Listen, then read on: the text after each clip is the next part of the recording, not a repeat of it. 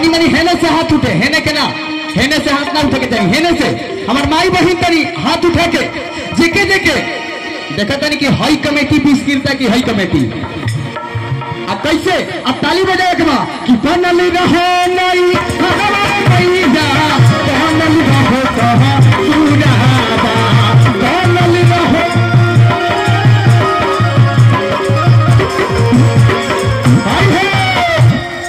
देखा हेने से हुआ ए भौजी देखा कंजूसी मत करो तानी मनी हाथ उठे सबको हेने से एक पीठी हो गई तानी मनी हेने से उठा तो हमारे चाची माई बहन सबके ए दीदी तनी उठाओ आन बान शान वाली हो गई बाबा अका कि बनल रहो नहीं मैया बनल रहो कहां सुराबा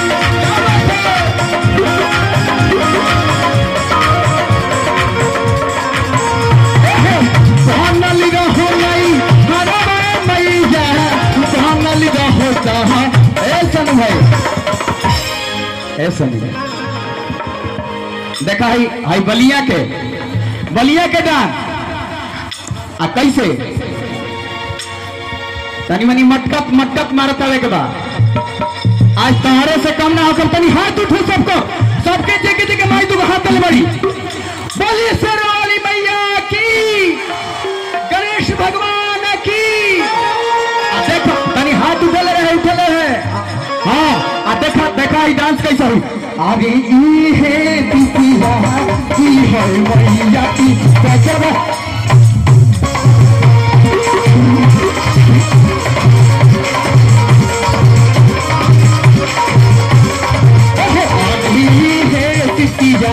की है मैया की गजब मांगे कैसे बाबा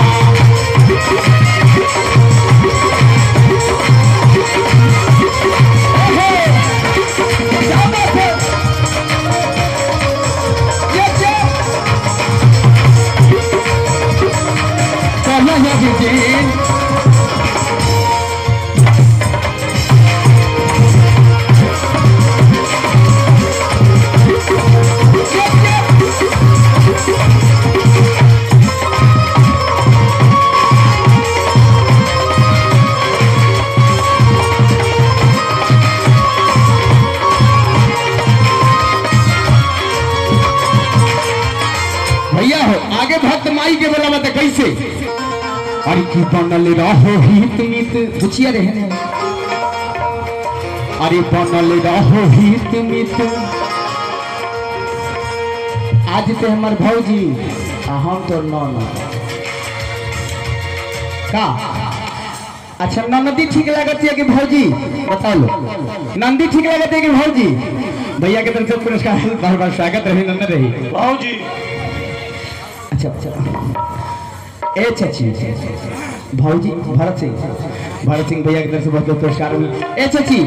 अच्छा ये बताओ कि भौजैया ठीक लगते कि ना भौजी कौन बोला सपना ठीक है बेटा भौजी ठीक लगता री आ कहे के बता अरे की बनल रहो तनी मनी मजा ना आई भैया तनी हेने से हाथ उठे सबके विद्या का संबा विद्या से के प्यार करेला देखा राकेश भैया देखा तू कौन जोश करता रहो सबका विद्या का संबा ए दीदिया उठा हाथ उठा हाँ आ ताली बजावे के भाई बजरंगिया के संगे अखी तरी तनी बलिया चल जाओ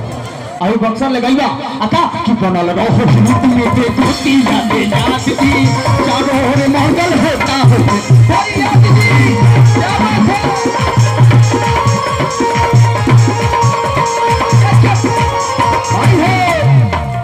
सोनू जी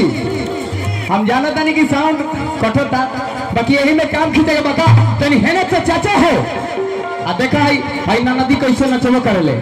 आका की बनल रहो तुम्हें टूटी क्या बात है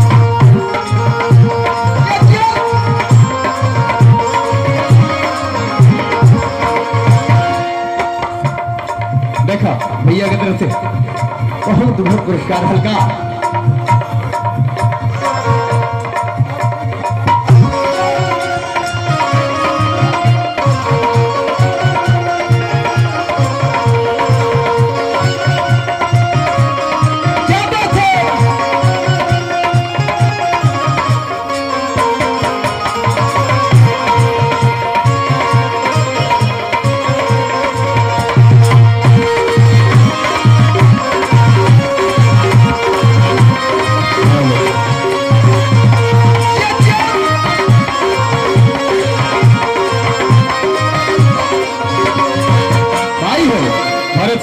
समिति बड़े भैया के तरफ पूरा कलाकार देखो पुरस्कार बार बार स्वागत रही नंदन रही। देखो भैया तारे पर सब दामोदार बा भैया कहब तो गोड़ पकड़ दे तनी मनी मिजाज में खाली बना देला का मॉनिटरवा के तनी बोले कोनो कोनो कट कट के बोलता आई। बाकी हमारा राकेश भैया का गीत बा किनकर भौजैया माई के मंदिर फिर जाके कहती है कि नाती के बेटा दिन भर खाली घूमत रह एक कोनो काम नहीं खे खाली दिन भर सामाजिक के काम करत रहता आ कहती है भौजैया कि भइल नहीं तू मटिक पा और छूट गई पिया नौकरी के आ दिन भर लइकन संगे बैठी आ खेलत बारह जुआता आ मैया चाहती है तू तो अरे कौन लायक हो जइबा आ नवरात भूखा ए देवर जी विधायक हो जइबा। 1 2 3 4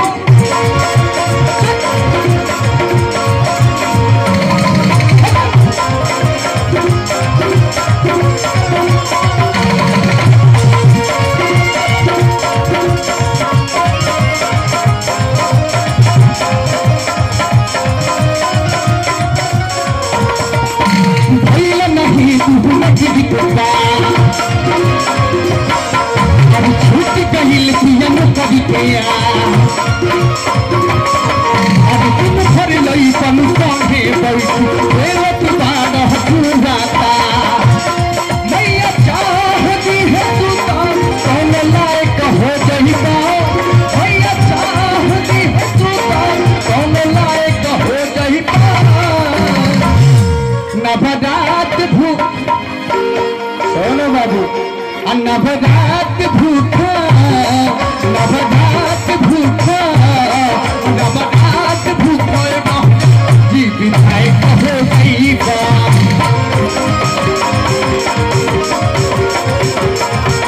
नवरात भूखा सही है जी विधायक हो जइबा।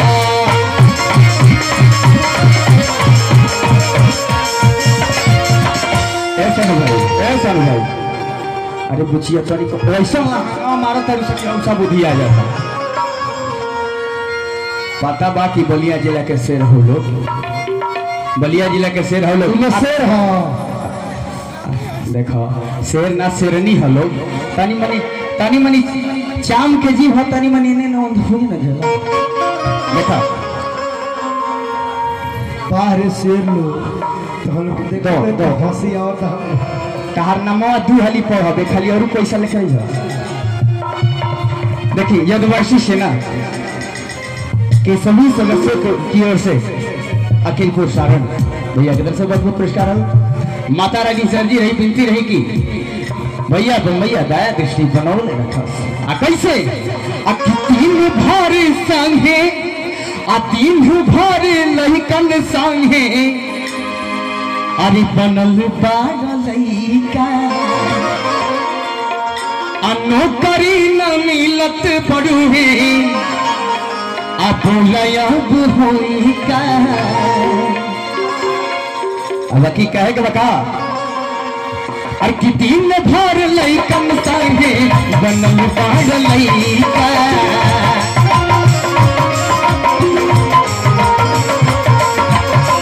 नौकरी न मिलत पड़ुहे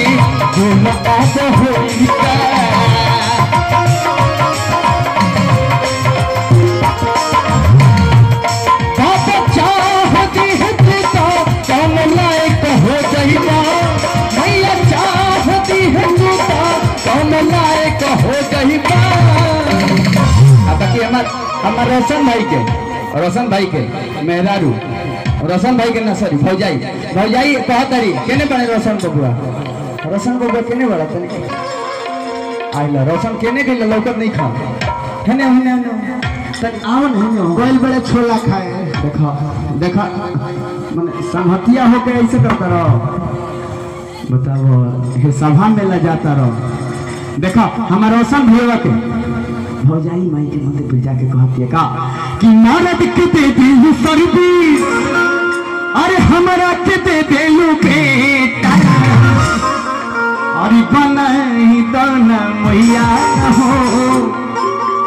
रोशन देवरवा के नेता। देखो भैया हो